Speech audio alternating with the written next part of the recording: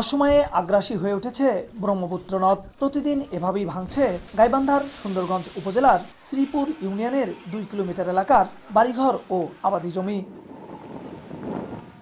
স্থানীয়রা জানান, হঠাৎ ভয়াল রূপ ধারণ করেছে ব্রহ্মপুত্র নদের শ্রীপুর ইউনিয়নের পুটিমারি গ্রাম থেকে দত্তের খামার গ্রাম পর্যন্ত 2 কিলোমিটার এলাকা। অব্যাহত ভাঙনে এরই মধ্যে বসতভিটা সহ সব হারিয়ে অর্ধশতাধিক পরিবার মানবেতর জীবনযাপন করছে। নদীগর্ভে চলে গেছে শতাধিক একর ফসলি জমি। এতে ভাঙন আতঙ্কে দিন কাটাচ্ছে নদীপাড়ের মানুষ।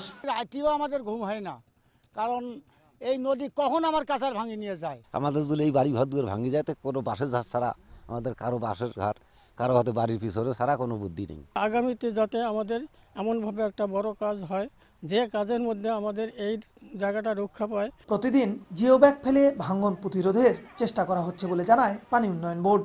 1800 মিটার জায়গায় দত্তের খামার থেকে পুটিমারি পর্যন্ত ব্যাপকভাবে নদী ভাঙন দেখা দেয়।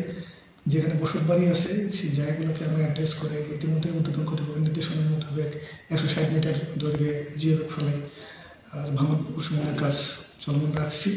ব্রহ্মপুত্র নদের উজানের আলচামার ও ভাটিতে কামারজানি এলাকায় স্থায়ী প্রতিরোধের কাজ সমাপ্ত হলেও মাঝে 2 কিলোমিটার অংশ অরক্ষিত রয়েছে। বিপ্লব ইসলাম, সময় সংবাদ, গাইবান্ধা।